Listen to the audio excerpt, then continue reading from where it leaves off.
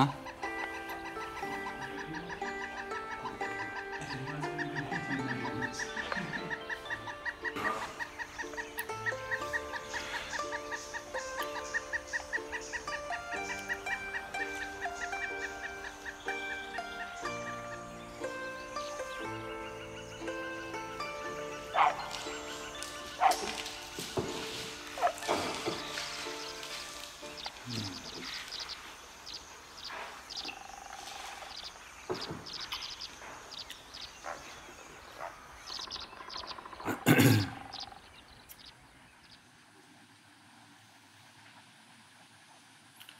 What is the ego?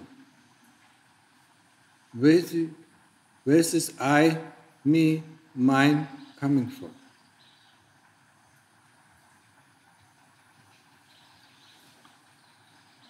When we think about I, what kind of things do we call I, mine, me?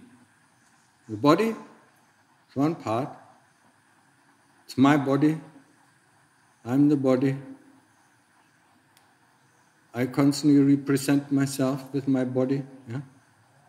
Dresses. Yeah? Gender is represented through the body. Hairstyle. Nose, lips, eyes. Yeah? That's how we represent ourselves. Yeah?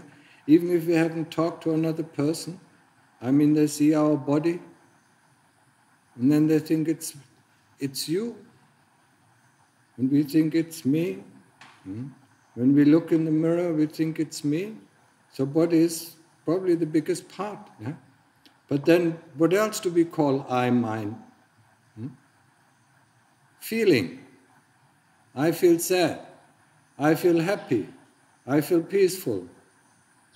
I'm restless. Yeah? We don't say I feel sad. I'm sad. Yeah? I'm restless. I'm angry. I'm greedy. These are all feelings. The feelings of greed, the feelings of anger, the feelings of sadness, the feeling of loneliness. We all call this me and mine. Now we have two groups. That's the first is the body, second is the feeling. What else do we call me, mine, I? Thoughts. I think like this. I'm convinced that this is right.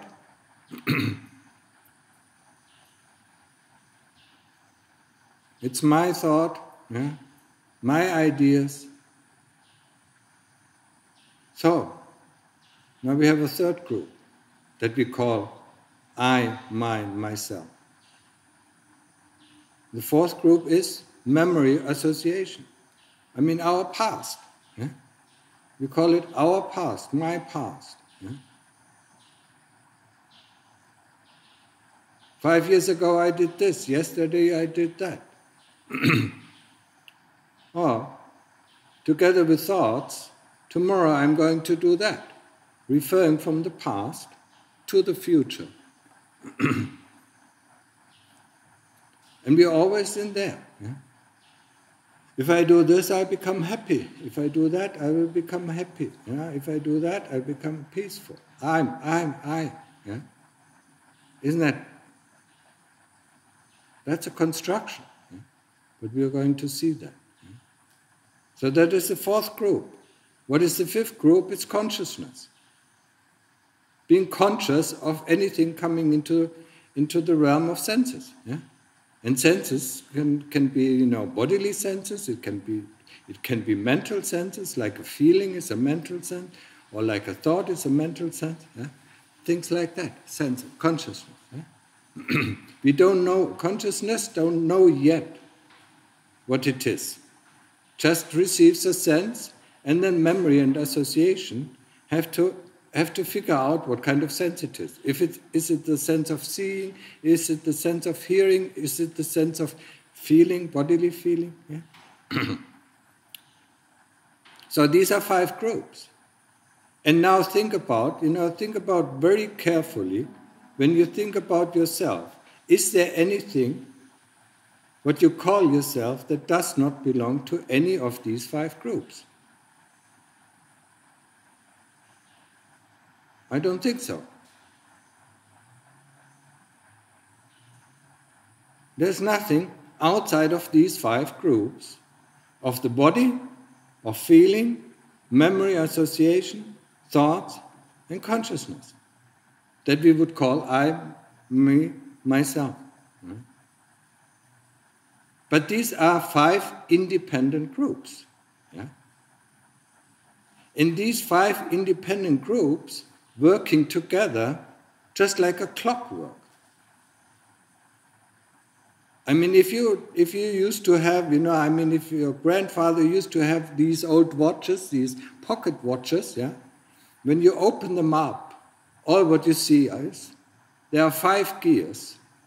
Each gear, goes into the other, moves the other gear, and then this gear moves another gear, and this gear moves another gear.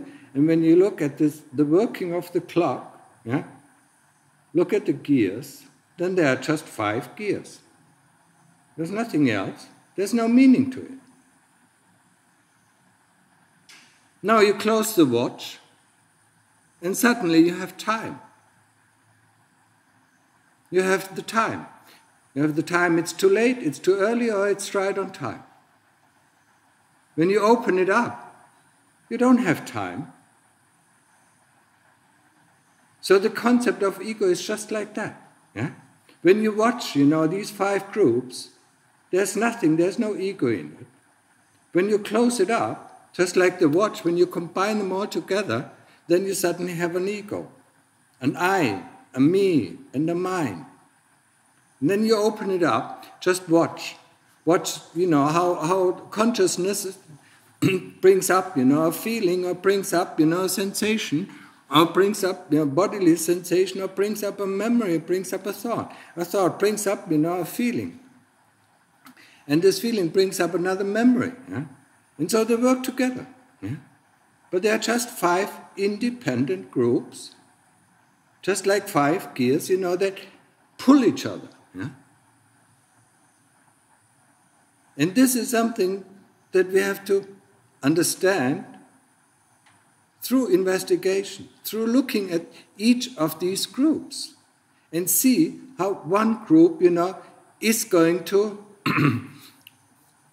to bring into motion another group. Just like, what is, when we talk about feelings, yeah? It's the easiest way. Yeah? When we talk about feelings, there are 3 kinds of feelings. There's a neutral feeling, there's a pleasant feeling, and there's an unpleasant feeling. Most of these feelings we are not really aware of. We are mostly aware of emotions. And emotion is a built-up feeling. Yeah?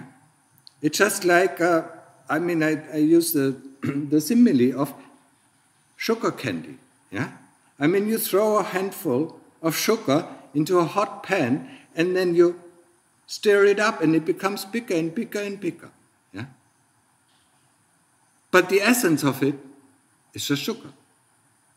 But it builds up with air, with water, with oil, or whatever. I don't know. I never did it. Yeah? Something like that. Yeah?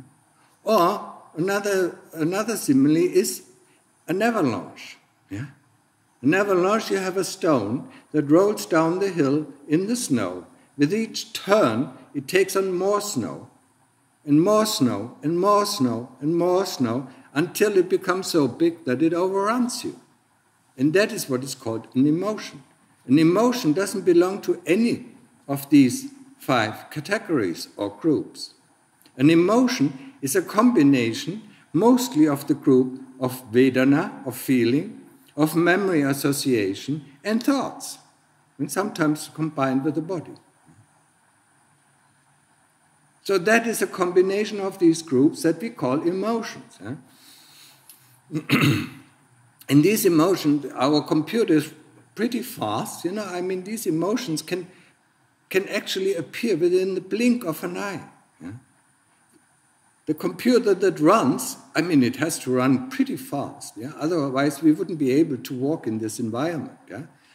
I mean, we need to have the senses that we are straight, that we are walking. We have to have the senses what is before us, what is side of us, yeah?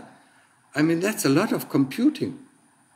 When you think about a robot, I mean, if you want to program a robot like that, I mean, you need a lot of computational power, yeah? And a lot of senses, to get what we actually can do, since we are born, yeah?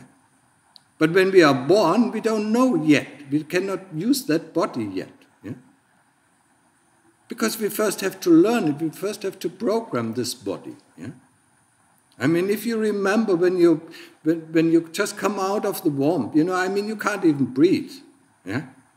So somebody, the doctor has to give, some slap on the back, and then you say, then you start breathing. Okay, then you start living, yeah?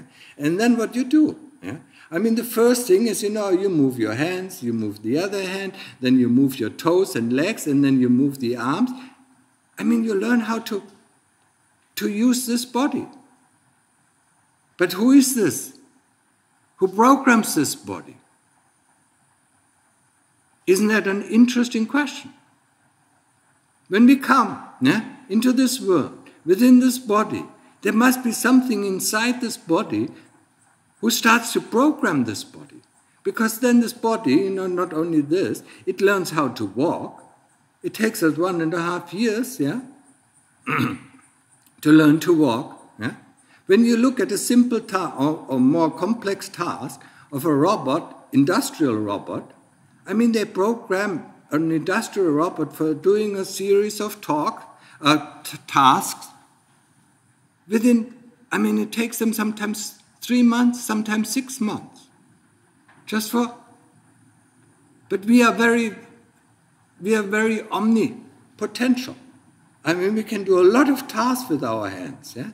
We can do a lot of tasks with our feet. We can do a lot of tasks because we all learned it, yeah? I mean, then we learn to talk, yeah? Then we learned, through school, all this thinking, how to use something, how to learn from reading. We learn to read and to write, and from this, yeah? I mean, that's a long, long time that we use to program this body, yeah? So that it can give us, when we are 16 years old, that it can do the things that we want to do with it, yeah? So, I mean, it uses a lot of computational power, and it has this power. Yeah? And so that's why, I mean, within the blink of an eye, I mean, we can have a really big emotion that, throws us off the rail, yeah? Because within the blink of an eye, we have 3,000 mind moments. Huh? I don't know what a mind moment is. Maybe it's a blips, or maybe it's a clips, or whatever. I mean, however they call it. Yeah, it's not an instruction. It is, it is more than an instruction. Yeah? And we have to see it. Yeah, but in order to see it, we have to develop the sati that can actually, can come up to the speed of this computer and to watch what this computer is doing. Yeah? And that's why we have to learn this sati, yeah? To understand, to know, to see, to observe, how this computer runs this body, yeah? And how this computer reacts to all these environmental sensations. Yeah?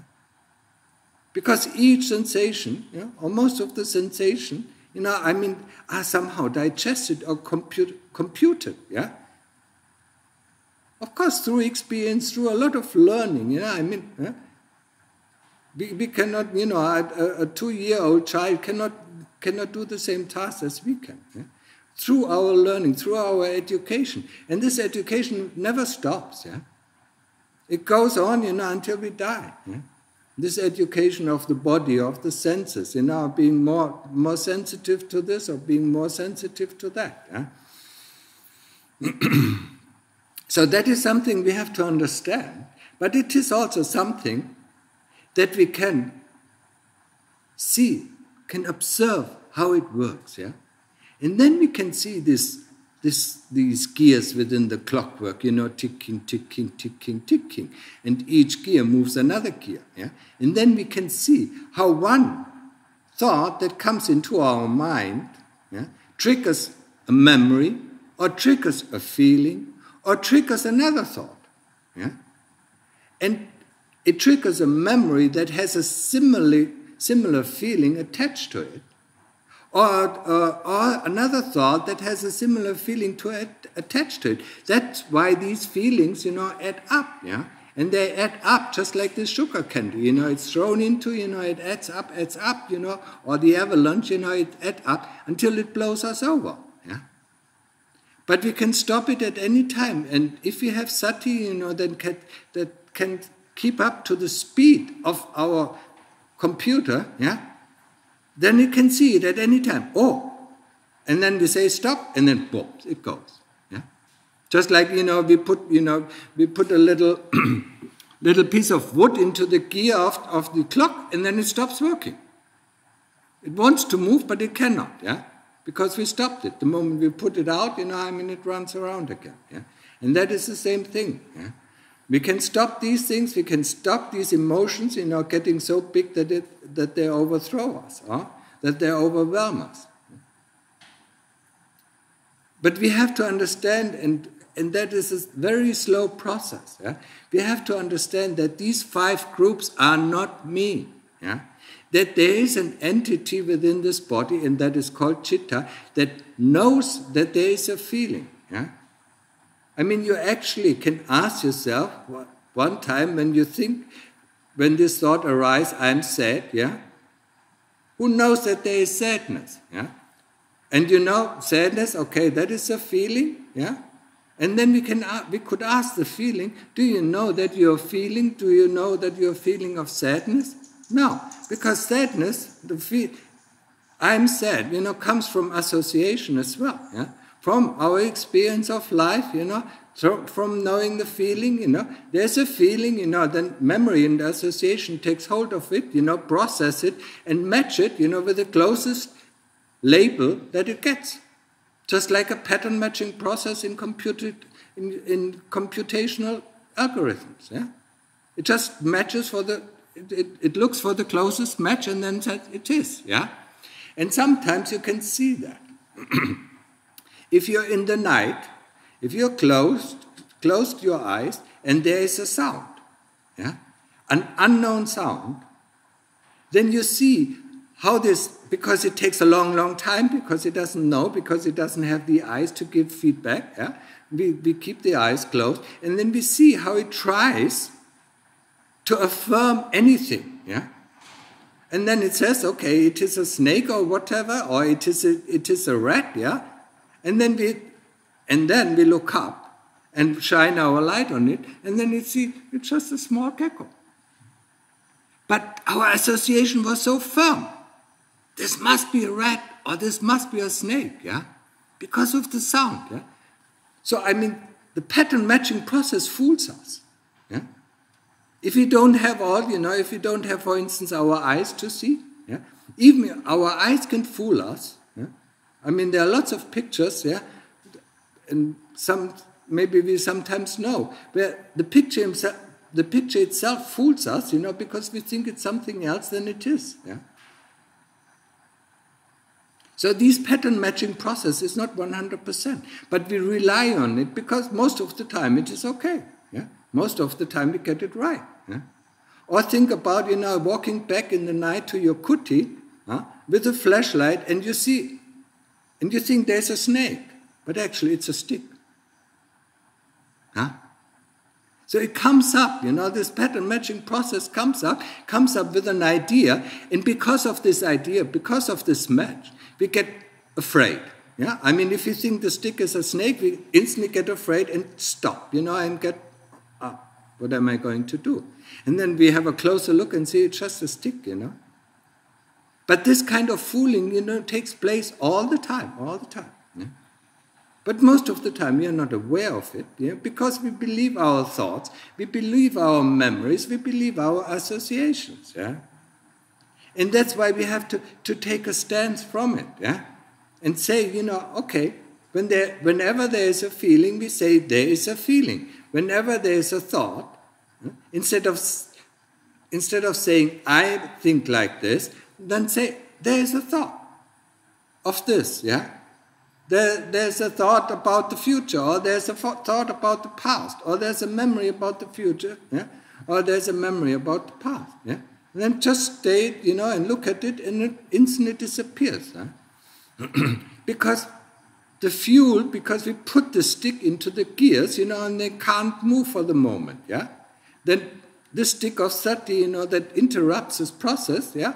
The moment we pull it out, it starts going again. So for instance, for anger, we remember, or we are reminded of a situation that brings up a lot of anger, yeah? The moment we stop the thoughts and the memories of the situation, the anger has to go. And so we see and we understand that these things, are actually processes that run along, and has nothing to do with us, because we actually cannot change them. Yeah? Or can you change a bad feeling into a good feeling? Yeah?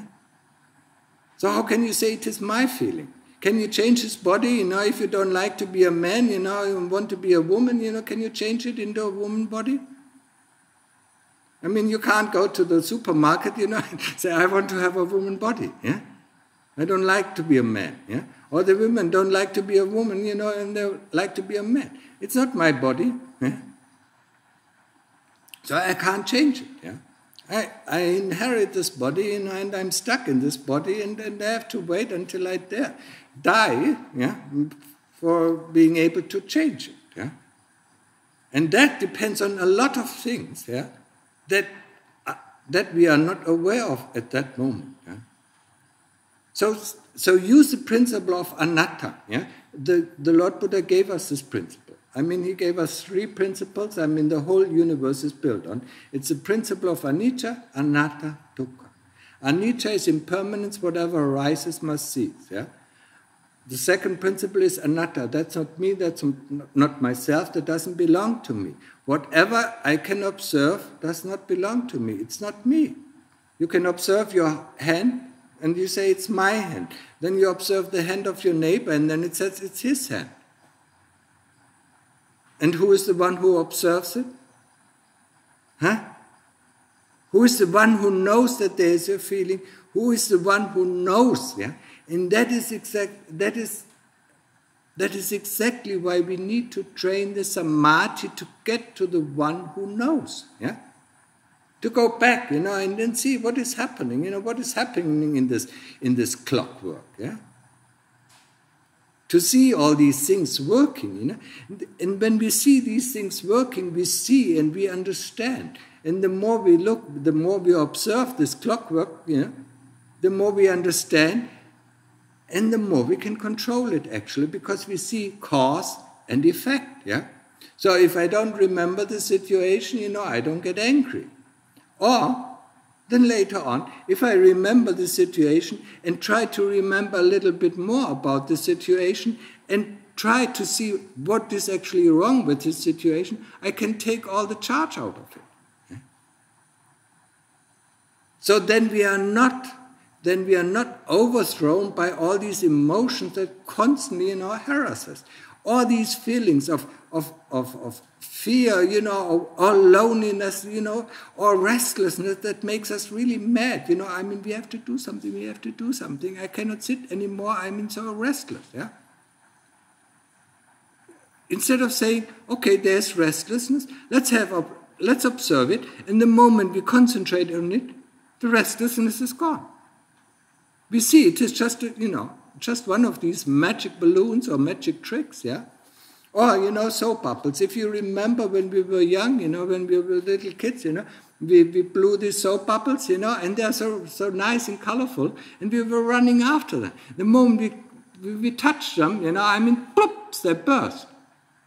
And then we run after the next. Boops, it burst. Then we run after the next. Boops, it burst. And that's the same thing that we can observe in ourselves. The moment we observe something like restlessness or like fear, boops, it bursts. Yeah?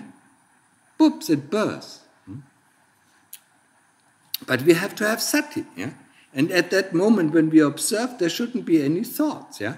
Because then, if we observe it correctly, we also know that thoughts and memories, add up, are the fuel for these soap bubbles to come to life. Yeah? All body, all consciousness. Yeah? So we have to be aware of these 5 groups all the time, how they mingle together, how they propulse each other. Yeah? And then understand, it's not me, because there's somebody who knows about these things. Yeah? I mean, subject and object are two different things, even in our language. Yeah? You would never say, whatever you can see, this wall is you. Yeah? You see it. Subject sees the object. Yeah? Or, whatever it is. Yeah? You will never say that the subject and the object are one and the same thing. No. And so how can the subject that observes a feeling or a memory can be the memory? Yeah? How can it be your memory? Yeah?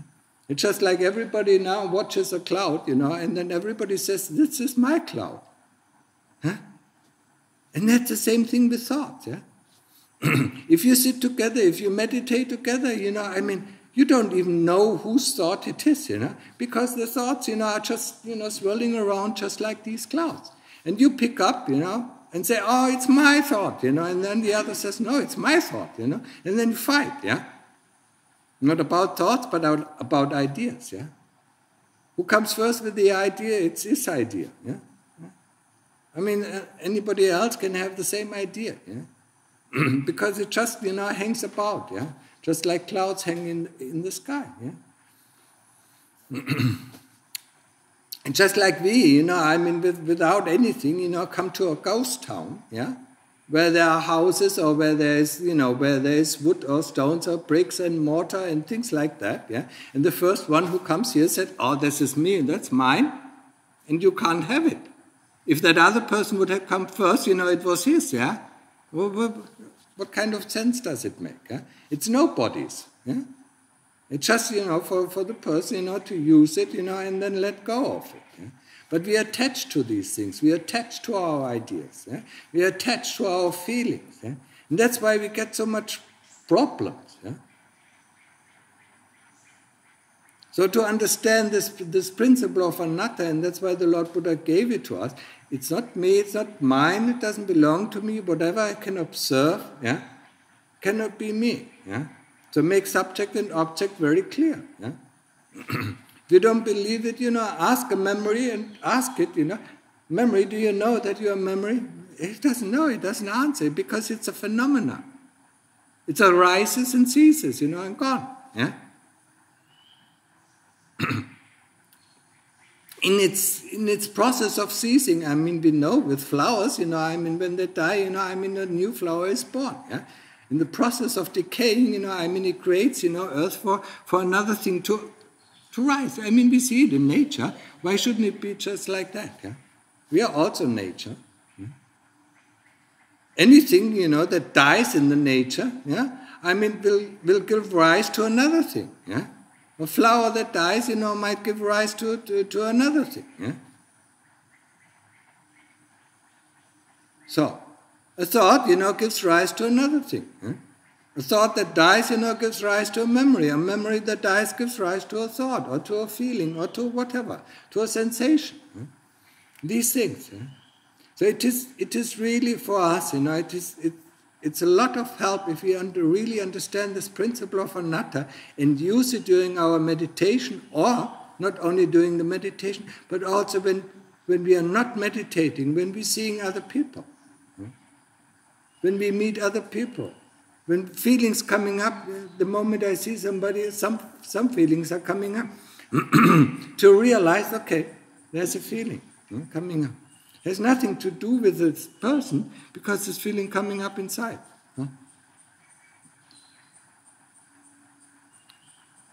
And that is the interesting thing. Yeah? And Dhamma too. Huh? The feeling coming inside. I see a person, I feel something. Yeah, there's a feeling coming inside, but somebody knows that there's a feeling coming inside. Yeah? It's just triggered by, by any kind of sensation. Yeah? It can be triggered by a false alarm of the eyes that think it is your wife, but actually it is not. It just looks very similar to your wife. Your pattern matching process makes a mistake and says it's your wife, and then poops, it bursts out, and then you look at her, and then this feeling goes, when you see it's not her. So, it's a process, yeah? One thing, goes into another thing, yeah? And it changes and it changes, yeah?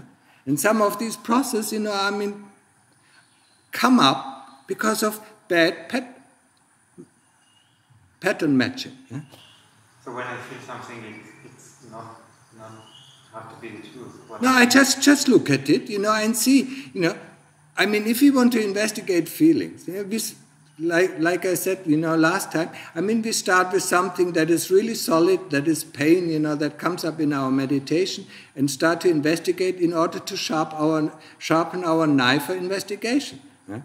But also these feelings. So what came before this feeling? Yeah. And then you can go back in the process, yeah? You can recollect, you roll back that avalanche, so with each turn, you take off less snow, more snow and more snow, until, only the stone is there, yeah? And then you see that stone that caused the avalanche, yeah? But for this, be able to do that, we have to have sati. Without sati, we get diverted, we come, okay, before this feeling come, there was a thought, and then we think about this thought, and then we are gone. But actually, what came before this thought? Yeah? Maybe it was a memory. What came before this memory? Yeah? Maybe it was just a sensation, a hearing. Yeah? And then the association, our pattern matching process, said, that sounds like my wife. Yeah? Or like a friend I hate, or like my enemy, yeah? Or that he has a face, or he looks like my enemy. And then, bush, it comes up, yeah? But actually it is not. It has nothing to do. There's a sensation, any kind of sensation, there are lots of sounds here. There are a lot of feeling, in the body, that can trigger these memories, these thoughts, yeah? But we have to be aware of it, yeah? And that is the key to the practice. We have to be aware of all these things, what comes before, and then trace it back to actually seeing that stone. Yeah?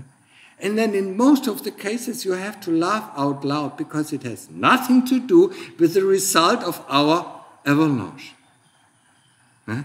It has nothing to do with it, it's just, you see, it is just a stupid thing, yeah? And that's what you have to do. You have to trace it back, until you actually see. There was a sensation, maybe it reminds you when somebody, pricked you, and then this memory of this person comes up, and you never liked this person, so anger comes up, yeah? But nobody pricked you, it was just a sensation very similar to it, yeah? So you don't know, we don't know, yeah? And that is actually a very good state of mind to say, I don't know. Let's see what is going on. Yeah? I often, during my practice, I often ask myself, what the hell is going on? Yeah? Where is this all coming from? Because I didn't believe it. The moment you believe it, you're gone. You just roll the programs. Yeah? It's just like your conditioning. Yeah? Just like when I see my father, I react like this. Yeah? And it's always like this. Yeah? It is programmed. It's conditioned. Yeah? And to uncondition ourselves is the most difficult task. Yeah? We have to see the condition where this program starts to run. Yeah? But if we don't see the condition, yeah, we cannot stop the program. Yeah? It takes us a long time. Yeah? First of all, we have to realize, we behave differently when we see a different person. Yeah? When we see this person, we behave like a nice person. When we see that person, we behave like a bully. When we see that person, we feel, we feel humble. Yeah? These are all conditionings. Yeah? Not only through this life, through many lives. Yeah? Because we have met so many people, we have met so many beings, and we have been in so many situations. Yeah? Sometimes we have been slaves, sometimes we have been the slave masters, yeah, and so on and so on. Yeah. So this is the principle of anatta that most of us should use. Yeah? Some of us, you might like the principle of anicca. Okay, there's a feeling, it has arisen, so it must cease. That's also a way, yeah? Whatever arises, there was a song in the 80s, whatever goes up must come down, yeah? We know that. Whatever arises, must cease, yeah? There's no other way, yeah? Including our body, yeah? Our body, takes a long time to cease, but feelings, they are also sometimes, they are a little bit longer, but thoughts are very, very instantaneous. And consciousness is so fast that we can't even catch it. Yeah? But it also constantly arises and ceases, Yeah? It's so fast, if you're familiar with watching a movie in the 80s, if the movie was played a little bit too slow, you saw the black bar. And this black bar, and then comes the next big picture, and then comes a small black bar, yeah? And that is, when consciousness lapses. And the big picture is when consciousness is there. And then it lapses again, and then it's there. And then it lapses again, and it's there, yeah? So, if your sati is up to the speed, you can actually see consciousness lapse, yeah? But that is very, very difficult. First get, to know and understand and see, how this clockwork ticks, yeah. So that is the problem with us, is to identify with these things, with these 5 groups, and especially with the groups of the body, and with feeling, with memory, association, and thought. We associate with it, and we define ourselves within this realm, yeah. Make the example, when you leave, after the talk, when you go back to your kuti, think about anything, what you would call yourself, that does not belong to any of these groups. Anything that you believe that you are belongs to one of these groups. So these groups, make you, yeah? But just a combination of groups, yeah? A body without feeling, memories, and thoughts wouldn't be you. It should just be a body, yeah? Stupid, dumb, old body, yeah? Without the computer inside, wouldn't be worth anything, and you would throw it away. A feeling without the body, without thoughts and memories, would be useless. Any kind of group without the other groups is quite useless, yeah? It's just a group. Just like, when you take your body apart, you cut it up, there's the feet, there are the legs, there's the lower torso, the upper torso, and there's the head, there's the arms, and there are the hands, what part is the body? Huh? What part is the body? What would you call the body? Yeah? Well, most of the people, who studied a lot would take out the brain and say, this is the body, yeah? It wouldn't be useful without anything else, yeah? So only the combination of all the body parts together make a body. All the combination of the 5 groups together make us, make ego, yeah? Make the notion of being a self. And to realize that all these things have changed over time since we are born, have changed.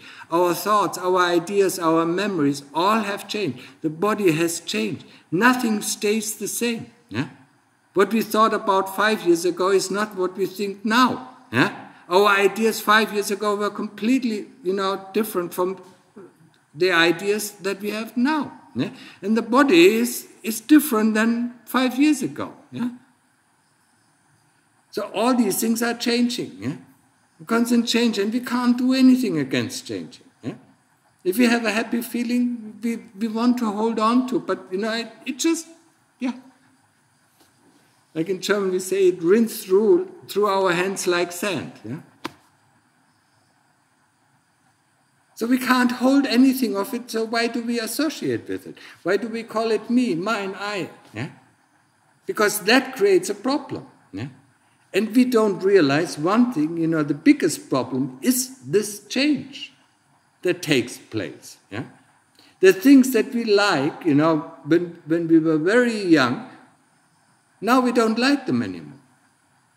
The things we didn't like when we were very young, especially food, we don't, we now like, The people, we liked 30 years ago, now we don't like them anymore, And the ideas, and everything, all these things change. They are constantly into change. They are constantly in motion. So how can we call this a stable self? Because we do have the idea that there is a stable self, that there is something that does not change. And the only thing that is within us that we would call a self is there is something that does not change. And that is the knowingness. Just like, a rough simile, a person in front of a computer plays a computer game. Within the computer game, every second, something is changing. But the person who sits in front of the computer, who observes it, who plays it, doesn't change. And that is just like the chitta, that is involved, in all these things, But the chitta itself does not change. The knowingness of what is happening does not change. But what is happening constantly changes, like in a video game. It starts and it ends. And it normally says, game over. And for our life, it means, life over, you have died. And then we start a new life. Just like, any freak, who likes to play computer games, the moment the game is over, what does he do? He plays it again, or he plays another game. And that's with us. That's why we are born and reborn and die and reborn again and reborn again and reborn again. We can't get enough of life, because we have not actually, looked into what is life. We always think this is me, this is my situation. This is my life, this is this or this is that. That's because we associate with the things that we should not associate with. And for that, we need this, we need to withdraw to something. And to this something, to the chitta, this is something we really have to learn. And it's not made easy. We really have to, whenever there's a thought, say there's a thought, let's go back to the Buddha, or let's go back to the breath. That's what we are training ourselves. And through this training of going back to this one point that we can really fix, that doesn't move. That's how we learn, how to foster concentration, and then activate this knowingness that is our real self. But you can't call it a self because it is not a self. It has no, it has no qualifications, it has no qualities. The self of myself and you, it's the same thing. It's just a chitta. It's just this pure knowingness. But this pure knowingness is occupied by a force that we call avijja. Just like, the water in a cloud, the moment it comes out of a cloud, is formed into one form, in a raindrop. And as long as it is a raindrop, it sees the other raindrops and then says, I'm bigger or I'm smaller, I'm more beautiful, I'm more colorful, and the other, I'm so, I have no colors, I'm colorless, But the moment, they drop back into the water, they are the same essence, So the essence of all of us is the same. But because we are caught up into this form, like a water drop, that's why we believe we hold on, and we define ourselves through this form that is constantly changing, And that makes us our troubles, And that's make us, because we like this form, we like this kind of life, that's why we want to have another life and another life. Just like a person who plays these video games can't stop, He has to play another time. I have to get, I really have to get, this one, I have to be victorious, But even if he's victorious, the game is over. sooner or later. Yeah? Then it just says you're victorious, but it's over. Yeah, game over. Yeah. Well, then he plays another game. Yeah? Until he gets victorious in that game. And we have so many games to play. And in some of the games we are victorious. In other games we are, we are pretty newborn. We don't know. Yeah. For instance, if I would have studied, medicine, I wouldn't have a clue. Huh? But I studied technique, so I'm in computer engineering. So I understand computers, and I understand how they work. Yeah. But about medicine, it would have been very difficult for me. Yeah. And that's why we pick the things, that we picked in previous lives, to build on that. Yeah? But these things are not me, they change. Yeah? Just like our attitudes change, just like our characteristic traits change. Yeah? So they are not me. That's why it is so important in our practice to go back to our true nature. Yeah? And this true nature is knowingness. That knows that something is happening outside. And this knowingness is objective. Yeah? It just knows something. Yeah? And it doesn't identify with it, as me and mine, because then we are in trouble. Yeah? No, it's very objective. It's just, okay, there's a bad feeling coming up, so there's a bad feeling. Yeah? And then it sees, there's a good feeling coming up, and it just observes. Yeah? But the moment it gets attached, it likes this feeling or it dislikes that feeling, then it merges, into that what we call ego. Yeah? As long as it observes, it is completely calm and happy and peaceful. Yeah? The moment it starts to like and dislike, it becomes attached, and then all this dukkha, all this dissatisfaction arises. Yeah? So that's how we get drawn into. Yeah? Just like, you can watch a friend, playing a computer game and say, oh, what is he doing? Why is he doing this? The moment you sit in front of it, then you said, yeah, you're attached to it. You get into it. You're drawn into it. Yeah? And that's where our problem is. Yeah? And when we look at the ego, it is nothing else than the combination of these 5 groups, thrown into one pot. Yeah? Just like the body, it is not, what is the body? Yeah? You can take the body parts and put it apart and look, which of the body parts is the body. Yeah. It's just like you disassemble a car. And then all what you have, bolts, rods, metal rods, and things like that, and metal. Or nowadays also plastic, yeah? Before it used to be wood, yeah? And so where is the car? It's just concept. It's a mental concept, just like with the body, it's a mental concept. Just like with what we think about feeling is a mental concept. Yeah?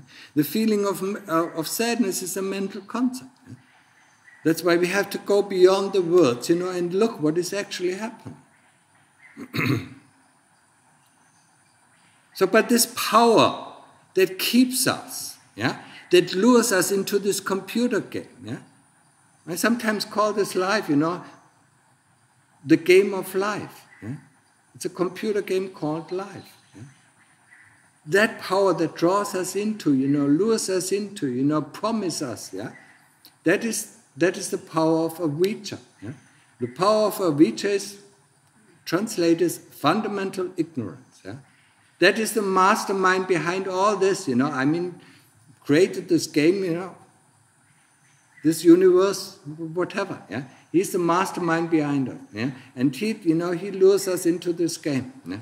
And that's why we have to understand, what is actually happening. Yeah? Observe things, and slowly get more and more distance from these things, yeah. Okay, there's a feeling, okay, there's a memory, okay, there's a thought, has nothing to do with me, yeah? So why do I react to it, yeah? Why am I conditioned to it? Yeah? That's a question, why am I attached to it? Yeah? This feeling, I don't have any control over it. These memories, that come, we sit down and want to stay with the Buddha or with the breath, and all these memories, floating up. We didn't invite them, did you? No. They're just floating up, it's just like a big stream of memory. Yeah? In the moment we take interest, more of them come. Yeah? The moment we're disinterested, they subside. Yeah? So interest, is the one thing, that pulls these thoughts, memories, and feelings up. Yeah? If we're not interested, they subside, for time being. Yeah? And then we get calm, and then we get quiet. And then we get one step closer to this knowingness, to our true essence. How can I kill the interest? What? How can I kill the interest? But be interested in the object you observe. That's how you kill the interest in everything that arises outside of the realm of the object that you observe. Be interested in the breath, in every aspect of the breath. Instead of being, having, one eye, looking right, one eye looking left. What is happening here? What is happening here? What is happening here in this body? What is happening here in my knees? Yeah. As long as you have interest in these things, that's why we train, concentration. Yeah? Being interested in just one point. Yeah. And when we are interested in just one point, everything else disappears. It's called one-pointedness. Yeah? For this point, I found interesting is to use the beginning of everything, the concept. To call this Buddha and focus on this everything. But you have to also look at the end of it. So when you start with the Buddha, when you're interested in the beginning of the Buddha, then you also have to observe, I mean the beginning of the universe, of everything. And every idea which comes up, I say it's not important, this is important. What? Yeah, but that is so far out. It is not within you. You will never find that. But when I try to focus on myself, it only goes up. It's good for investigation, but for the beginning of the universe, it calms me down. Well, it calms you down for a while. Yeah, but it's still quite difficult to force. And then, once you can concentrate on the beginning of the universe, then direct this beginning of the universe to your breath or to the Buddha. Yeah? Yeah, I call this Buddha, and when I pronounce Buddha, it's then start, when does this Buddha begin and when does this Buddha end? Yeah? You have to find tricks, we are not used to it. Nobody teaches us in school how to meditate. Yeah? That's why it is very difficult. And the more we think, it is most difficult. Yeah? I went myself through, after 10 minutes I couldn't concentrate anymore. Yeah? But then I forced it, I said, if other people can do it, I can do it. Yeah? And in the end I could do it. So if other people can do it, use at the beginning, use some crutches to get a little bit calm, but then go onto the object of Buddha or Dhamma or Sangha, or go on the object of the breath, yeah? Because that is within the realm of the body, and that's why we need it. It is close to the chitta. Yeah? And then develop the sati, this knowingness about the object that you observe, because that brings you to your nature. Yeah? Everything that is outside doesn't bring us inside, Religion means something religere, pointing back to oneself. Yeah? When I point back to myself, this arises. Yeah, yes, it is difficult. I never say it's easy. That's why I said use it if you think you can focus like that. Yeah, but then the focus, it doesn't really matter. If it goes, like this, then take this focus, put it on the Buddha or on the breath. Yeah, and you will have to deal with the things that come up. Yeah, you cannot always look outside. Yeah, I just want to train first. Yeah, use it, but remember, you have to look inside. Yeah, you have to clear the cellar. Yeah, you have to clear your heart to make it free of all this conditioning. That is constantly, activating you. Yeah? Hunger is activating you to run for food. Thirst is activating you to run for something to drink. Yeah, tiredness is activated, and we have to investigate these things because if you focus outside, we don't see these things. Yeah, the moment the more closer we go inside, the more we see all these. Yeah, welcome. That's that is the thing that we have to work with. Yeah, that's our material. Yeah, but use it in the beginning. Once you can focus and then go in. Yeah, and then just realize it's just like it's just like distance. If you say there's just a feeling. Yeah? Oh, okay, interesting. Bye. Yeah, there's a thought. Interesting. Bye. Huh? There's a thought. Not interesting. Go. Yeah.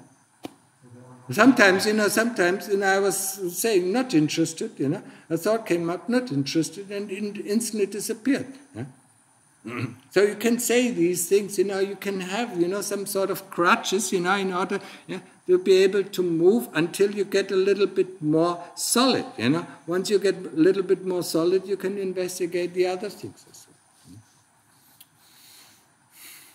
So I think it's enough for today. Maybe next time, we talk more about avijja and the powers that keep us in this form, Just like the water drop, takes the the form of the water drop, takes the essence of water, and gives it a form and holds it together. Yeah.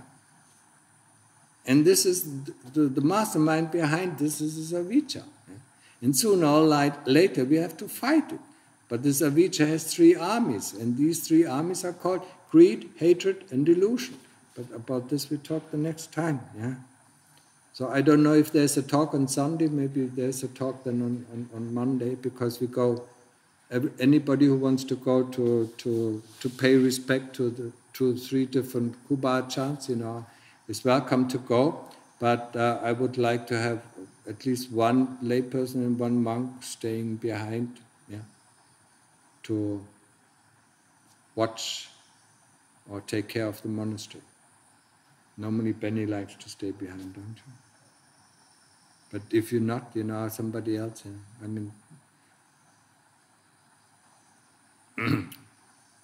okay, understood? Yeah? And then we close it. No more. Huh? You understood a little bit? เข้าใจบ้างไหม ฮะ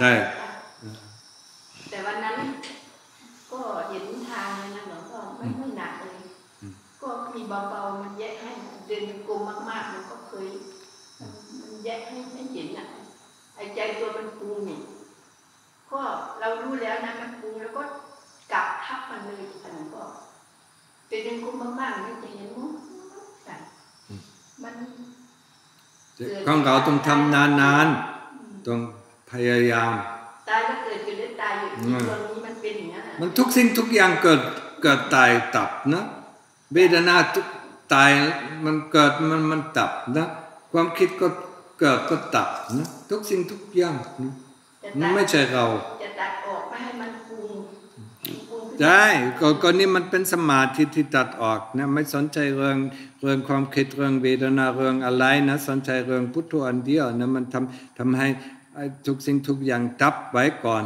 นะแต่เวลาออกจากสมาธิทุกสิ่งทุกอย่างนั้นมันจะเกิดขึ้นอีกนะเหมือนอยู่ในห้อง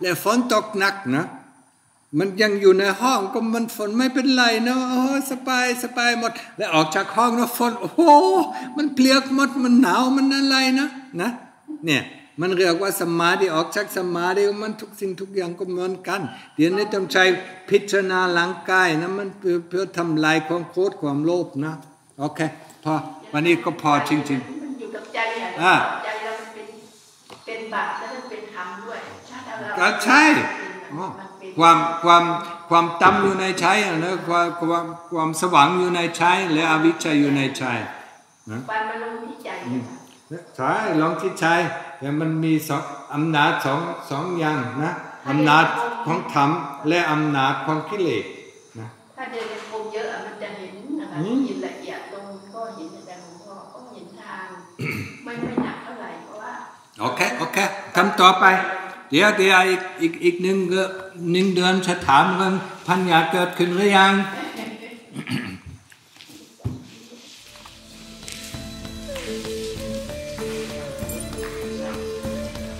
Not sex. Not about sex.